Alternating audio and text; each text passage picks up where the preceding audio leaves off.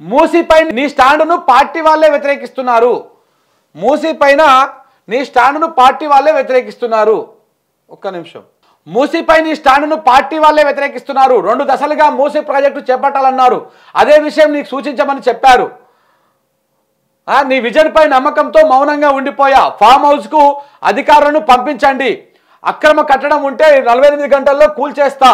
Marking పారదర్శకంగా జరగాలి. CM రేవంత్కు KVP లేఖ. రేవంత్ రెడ్డికి అర్థమవుతలేదు కానీ ఎవరితోని గోక్కోకూడదో వాళ్ళతోని గోక్కుంటున్నాడు. కేసీఆర్ లాంటోడే కేవీపీ విషయంలో కొంత ఆచితూచి వ్యవహరించిండు. పెద్ద మనిషి, రాష్ట్రంలో చాలా సంవత్సరాల పాటు రాజకీయాలను చక్రం తిప్పినటువంటి మనిషి. సో కాబట్టి కొంత ఆచితూచి వ్యవహరించిండు కేసీఆర్ లాంటి నాయకుడే. ఈ రేవంత్ రెడ్డి వచ్చి ఇట్లాంటి వాళ్ళందరితోని గోక్కుంటా ఉన్నాడు. ఇట్లాంటి వాళ్ళందరితోని గోక్తా ఉన్నాడు. ఇప్పటికే పల్లం రాజీలను కూలగొట్టేటువంటి ప్రయత్నము, కేవీపీ ఫామ్ హౌస్ను ఇప్పుడేదో కూలగొట్టేటువంటి ప్రయత్నము, ఇట్లాంటివన్నీ చేస్తూ ఉన్నాడు. ఇవన్నీ దేనికోసం చేస్తూ ఉన్నాడు? చంద్రబాబు ఎజెండా ఇది. ఈ కేవీపీ అన్నా వీళ్ళందరన్నా చంద్రబాబుకు నచ్చదు. చంద్రబాబు ఎజెండాని రేవంత్ రెడ్డి గారు కాంగ్రెస్ పార్టీలో ఉండి ఇంప్లిమెంటేషన్ చేస్తూ ఉన్నాడు. Chandrababu agenda BJP ఎజెండాని.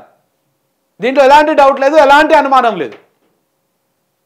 సో ఇవాళ కేవీపీ కూడా నీ వ్యవహార శైలి, నీ స్టాండు కాంగ్రెస్ పార్టీ వాళ్ళే, సొంత పార్టీ వాళ్ళే వ్యతిరేకిస్తూ ఉన్నారు అని చెప్పేసి ఆయన కూడా బహిరంగంగా లేఖ రాసేదానికి వచ్చిన పరిస్థితి. మూసినది ప్రక్షాళన అనేటువంటి ప్రాజెక్టు వైఎస్ రాజశేఖర నుంచి కూడా అది దాని మీద ఒక చర్చ నడుస్తూ ఉంది.